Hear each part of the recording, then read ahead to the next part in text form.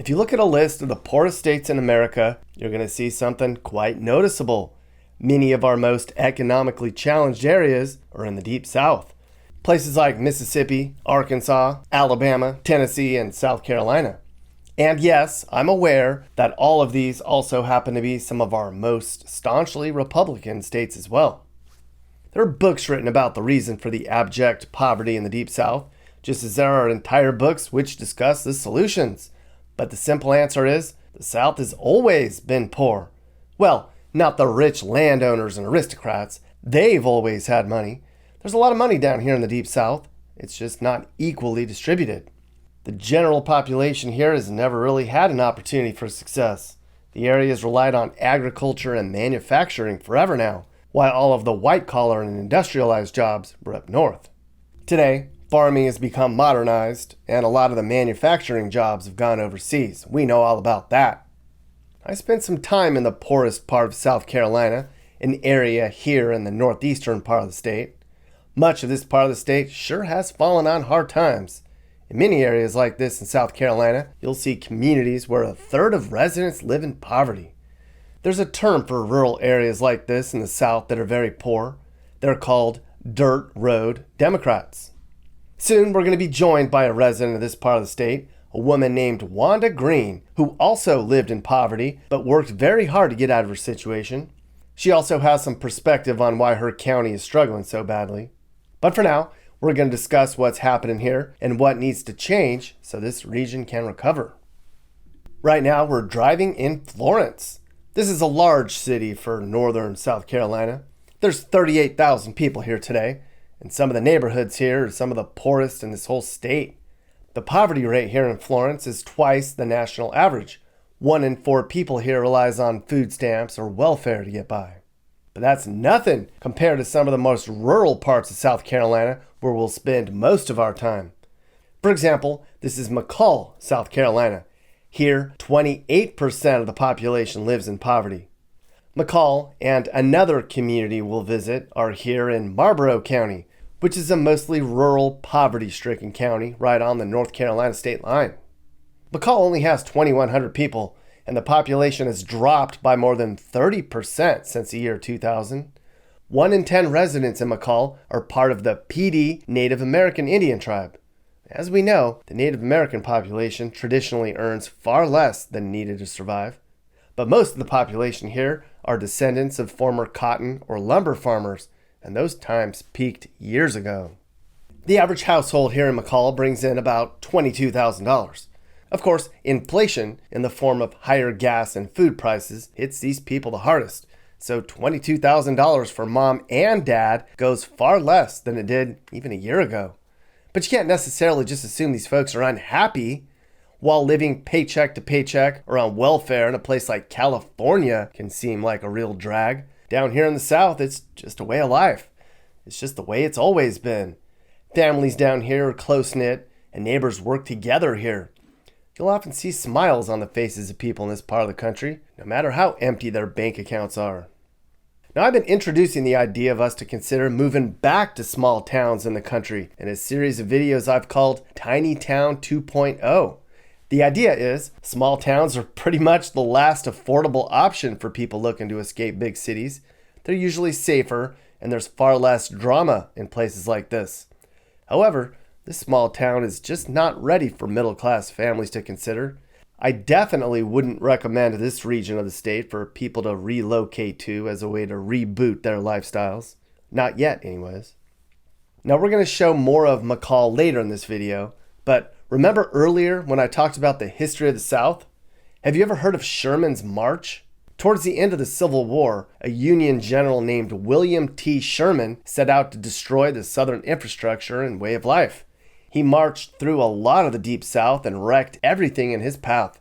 And look at the map of where Sherman marched. It went right through this area we're driving through right now.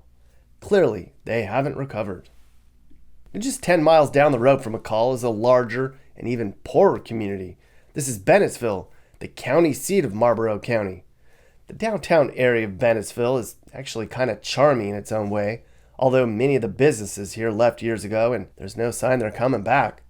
The population here is around 7,700 people, but 1 in 5 people left town within the last 10 years alone. There just aren't a lot of opportunities in small town South Carolina. Kids no longer stick around and work the family business or on farms. A lot of kids who grow up here leave town as soon as they're able to. An example of that is this guy, who was a well-known actor from Parks and Recreation. He got out of here when he was 18. In Bennettsville, the poverty rate's even higher than in nearby McCall. Almost 1 out of every 3 members of the community lives below the poverty line here. That's almost triple the national average. The schools here are very much underfunded, even for South Carolina standards. There was a hospital in town years ago, but it closed its doors because a lot of people here didn't have insurance. A lot of the homes we'll see driving around Bennettsville are around $10,000. Can you imagine that in today's America, buying a home with land for $10K? Sure, it's super cheap here, but there's nothing to do for stimulation. You'd have to work from home. Many of the people along these streets do not have the ability to work from home because they just don't have the skills. Check this chart out. This is a list of every county in South Carolina based on the number of college graduates. At the bottom is Marlboro County, where less than 1 in 10 people completed college. Of course, college can be a waste of time, and it's hugely overpriced. But the road out of poverty goes through a college education these days. And then there's a lot of technology challenges here too. A lot of the homes here don't have updated computers or reliable internet. Here's a photo of how Bennettsville used to look in the 1960s, back when this area was thriving. Today it's far less prosperous. Now there's programs in place to help revive rural communities like the ones we're passing through here in rural South Carolina. There's a Rural Resource Coalition of South Carolina, which has a budget to stimulate the economy and help rebuild the schools and bring in jobs and bring people back to the area. But the biggest challenges are getting the word out about these programs so people know where they can get assistance and just helping people navigate the complex systems in general. If these rural communities in South Carolina don't change their ways, it's just going to get worse here. There aren't any families lining up to move here to take advantage of the cheap housing. There aren't a lot of companies working on plans to bring jobs to the area. Can you imagine how this place will look in the next generation? Will much of rural South Carolina just get wiped off the map in 50 years? Because at the rate we're going now, there won't be anyone left here one day. Now we're going to talk to somebody who was born and raised here in this part of the state. Her name's Wanda Green. She has insight into what it's like to live in these rural South Carolina communities. She says folks down here need to change their mindset and change their ways, because nobody's just going to come down here and fix things for them. They need to fix it themselves. Their ships are off course. So, she says, they need to get out of their boat of despair and change their own lives. Because despite whatever little government or nonprofit solutions are available, it's going to take an individual effort to make change and reimagine a life out of rural poverty. Okay, everybody. So right now we're being joined by Miss Wanda Green. She's a South Carolina native. She grew up in rural South Carolina, and she's an author and an entrepreneur. She has a book that's called Get Out of the Boat. And we're going to talk about your book in a little bit, Wanda, but I just want to say thanks for coming on a call. It's nice to meet you. Nice to meet you as well, and thank you for having me. Yeah. So I spent some time up in you live up in northwestern South Carolina. I spent some time up there for a day. I live in North Carolina, so I drove over and I drove around and I was looking at the area. You know, it seems like a lot of that area has really fallen on hard times up there in that part of the state. Why is it so challenged up there in your neck of the woods, up in right on the North Carolina, South Carolina border? Well, I live in Florence, though, and I see that they have so many hiring signs here. They're doing pretty good here in Florence, I would think. But on the North Carolina, South Carolina border, like Dillon and Marlboro County, those have always been some challenged areas because they don't have a lot of businesses there. And then they don't have a public transportation system to be able to get the people to their prospective jobs. Mm-hmm. So I think Dillon County, if I'm not mistaken, Dillon County is one of the poorest counties in South Carolina. It is. Yeah, I think 30% of folks up there, if not more, are live in poverty up there. Yes. Why is it from a loss of agriculture jobs? Does it go back to way back in the early 1900s when the area was thriving, when tobacco and cotton fields were a big deal, and then mechanization came in and they don't need as many people to work in the fields? Or like, how did that area become so poor? I don't know. The man who owns the south of the border, I know you probably passed by that amusement Pedro's. park. I can't remember his name, but I know that he's deceased now. He owned just about everything in Dillon County, and I guess he was responsible for a lot of the employment there. But I know people who lived in Dillon, who lived in Marlborough County, they would actually drive about an hour to come to Florence or Darlington just to work. It's just always been like that. I don't know why, but it's always been like that. And I just don't understand because they're right on the border of North Carolina as well. So you would think that if they had cheap rent in South Carolina, they could just travel about 20 or 30 minutes to get to North Carolina to make a better living. I just think that it's a lack of transportation and probably education because Dillon High School just recently got a high school built, and I think that was only within the last 5 years, and that was one of the worst high schools in South Carolina.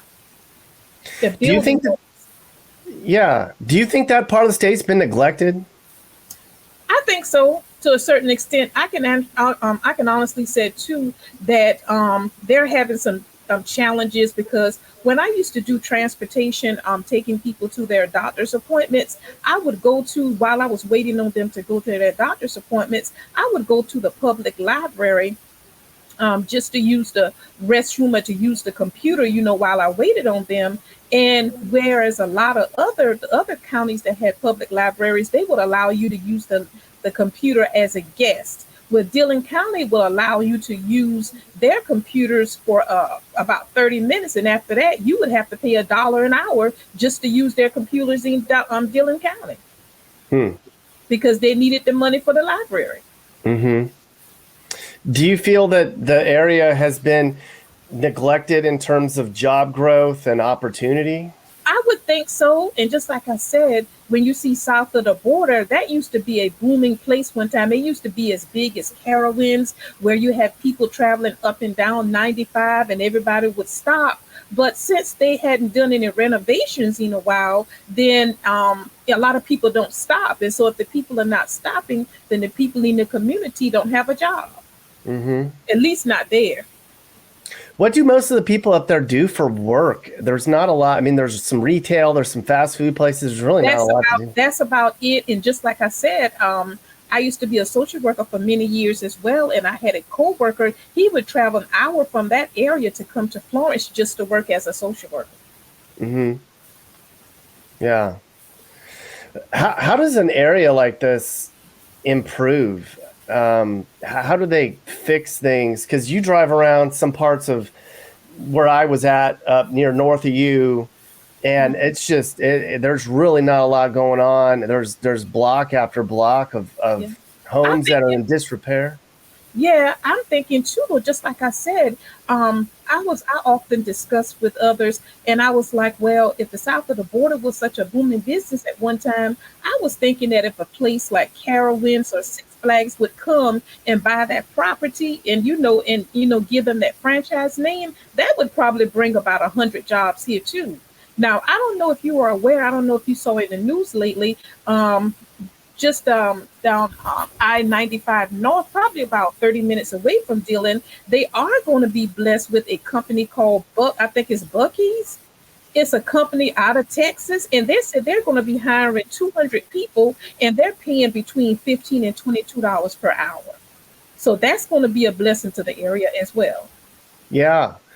So all the people that live in these rural counties where there's not a lot of opportunities and a lot of people are poor, why wouldn't they just move away? Why do they stay in these Because little... because I can give you that. I can tell you a lot about that being a social worker.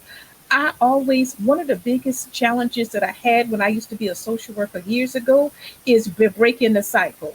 If you had grandma doing it like this, mom doing it like this is all they know.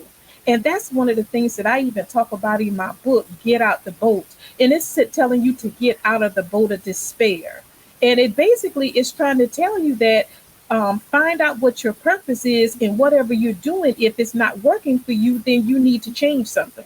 But when you're dealing with people who have the mindset, they don't have the mindset because of their surroundings, then they can't do any better. They don't know to do any better. Mm-hmm. What's the mindset of the people that live up there? That you were a social worker, you talk to these people a lot. What's their mindset? It's like, just like I said, they always say like, well, grandma did it. If grandma got food stamps and welfare, and that was the way that she survived, then mom is going to do the same thing. And that was one of the biggest challenges that I had, is because they were so used to getting by on governmental assistance that when you try to talk with them about having a better life, about going to school or doing something different, they couldn't understand the concept. It's like, this is what's been happening. This is what's been working for my family for years and for years. And I'm going to continue to stay in the boat. I'm not going to get out. I'm not going to do anything different, because it is a scary thing to be able to step out and do something different. And I often tell people, of course, you're going to fail sometimes, but guess what? You think about Abraham Lincoln, and you think about a lot of the presidents who ran for the presidency. They didn't become the president on the first try. I think Abraham Lincoln tried about 2 or 3 times and stuff before he became president. Mm-hmm.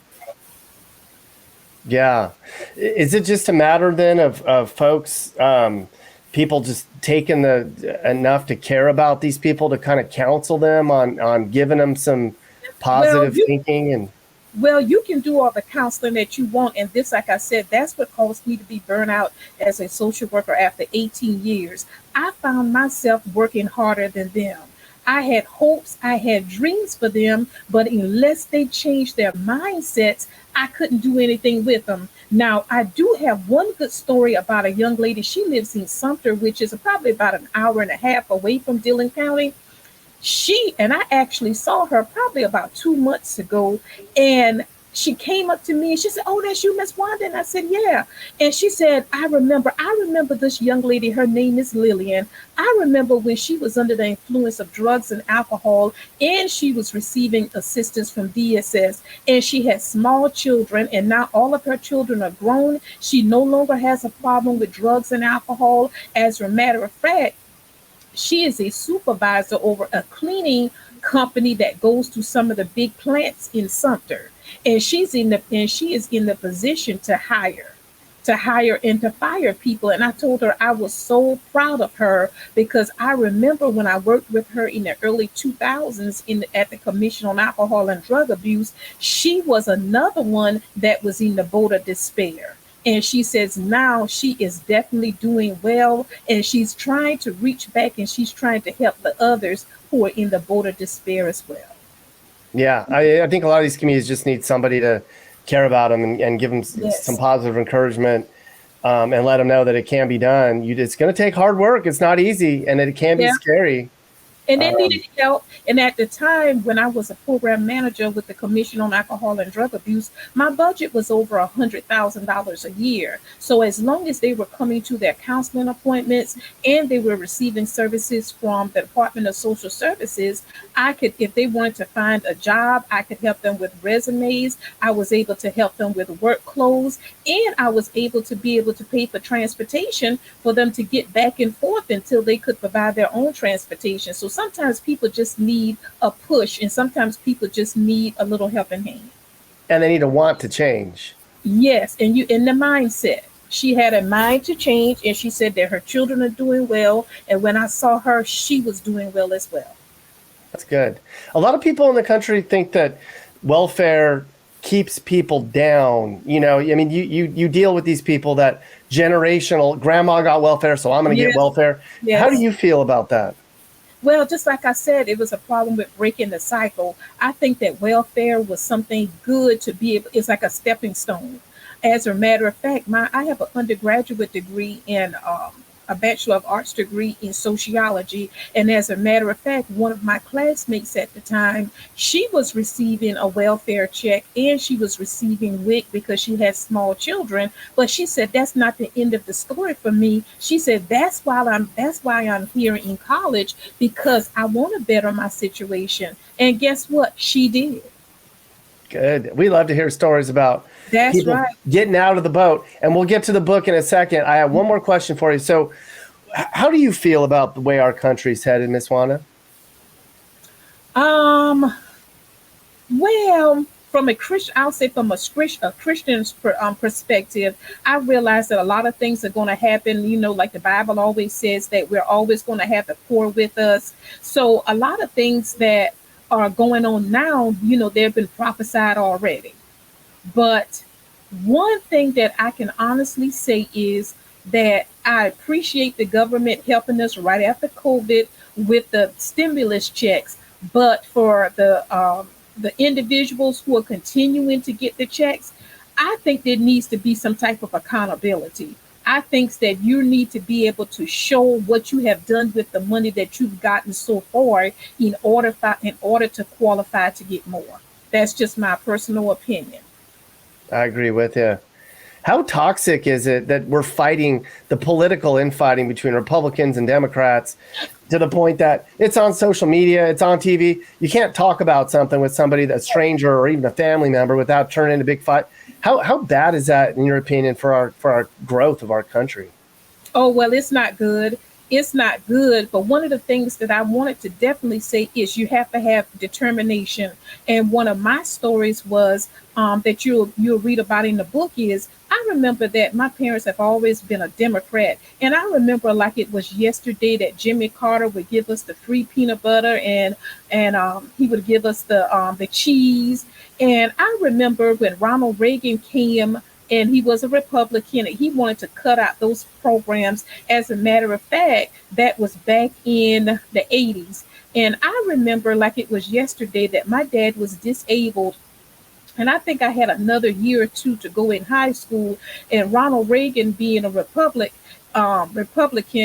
he said that, you know, they usually give you a check. The child under 18 years old, they would give you a check at least until you graduated from college, you know, because you had a disabled parent. And I remember Ronald Reagan coming and he cut that check off at 18. He said when the child gets 18 years old, they will no longer be able to get that check. And I said, you know what? Me and my mom probably missed that check, but guess what? I did not let that stop me. At the age of 18, I remember cashing that check for the last, but my mom, was I getting it? My mom cashed that check for the last time. And guess what? That did not stop me from being able to go right across the street to Morris College and getting a Bachelor of Arts degree. So it's a mindset. You have to decide. It doesn't make any difference what part of the what your situation is or what your circumstances are, or it's up to you. It doesn't make any difference what party you belong to. It's up to you if you decide that you want to do something better with your life. Amen to that, Miss Wanda Green. Miss Wanda Green, a combination of faith and hard work and changing your mindset. Yes. I'm really glad I got to talk to you. I think, hey, so what's the website again where people can order your book? www, or either you can just put Wanda Green Enterprises. Make sure you put the LLC behind it, and it'll take you to the website. And just like I said, if you want an inspirational nugget, or you want me to speak for about 15 minutes, I can speak with you about the different fees that I charge. And of course, one of the things that I had the website developer to do is to make sure that I collect the money for the shipping as well as for the taxes. We just add it all in one bundle, and it's going to be $25, and that's going to cover everything. I'm trying to keep you all happy and trying to keep Uncle Sam happy all at the same time. Yeah, that's a steal. $25 for a great inspirational book. Yes. Thanks for not only telling us about your story, but enlightening people on what it's like in rural South Carolina, and kind of giving people an understanding of, you know, they just need to change their mindset. They're poor. Yes. There's no opportunities, but there are opportunities. They just need to just change their mindset and get out of the boat. Mindset. Yes. Get out of the boat. Thank you, Miss Wanda Green. I appreciate that. And thank you. So talk about your book a little bit. Yeah, Get Out of the Boat. You're an author. A lot. You've mentioned some themes that you from the book. Is Get Out the Boat, and I'm telling you, it's my inspirational story of how I got out of the boat of despair. And like I was telling you a little bit earlier about my journey with having one parent was a domestic worker and my dad was disabled, but I still was able to go to Morris College. And the way that I got to college is because I was pretty much an average student. And you know, the guidance counselors, they tend to lean towards all of the children who are making the dean's, not the dean's list though, but who are going to get the scholarships for college. And so in 1986, when I was a senior, my mom told me, she said, I need for you to, after high school, you need to go get a job or you need to get some type of trade. Well, I had no clue about what I really wanted to do. I kind of wanted to be a teacher, but I would always have friends around me to discourage me. And they said, oh, you're not in college prep classes and you can't do this and you can't do that. So I really didn't have any direction after high school. But one day I heard on the loudspeaker, come to the office, we have this college connection program. And I said, well, I don't have anything to lose. And I said, Morris College is right across the street from me. And when I went to the guidance counselor's office, they said, we have a college connection program, which is now called the Upward Bound program. And it kind of gives you insight on the benefits of going to college. And at that time, my sister started college, though, but she didn't finish. And my brother was in the military. And so I said, you know what? I don't have anything to lose. And I ended up going to that program in the summertime. And when I went, I ended up making new friends. I found out the benefits of going to college. We got the opportunity to visit different colleges, even in other states. And so I said, this looks like something and stuff that this is like something I want to do. And my shirt and stuff, though, I don't know why my shirt is acting up. But anyway, to make a long story short, at the end of the first semester, I got a bill for about $2,000 or $3,000. Told my mom about it, and of course, she was a domestic worker, and she said, "Well, I don't have the money." So I ended up going to Myrtle Beach, South Carolina, taking a 2-hour trip every day on the bus. And I remember going there every day to clean up. I would have to leave at 6 o'clock in the morning and come back at 6 o'clock in the afternoon. And I remember cleaning those rooms and I remember crying out to God. And at the time, I wasn't even a Christian. I said, God, I appreciate the honest living. I would get paid on Wednesday. I would get in contact with a friend. We would go to the mall, buy a little, some little clothes and stuff, but I was never satisfied. And I cried out, I said, Lord, I don't have the $2,000 or $3,000 though, but I desire to be able to go to college and I want to be able to do something more than what my parents did or my siblings. And guess what? About a week or two before school started, one of the academic counselors called me and said, Miss Wanda, are you coming back to school? And I said, no, I owe $2,000 or $3,000. And she said, no, that's a credit. I said, what?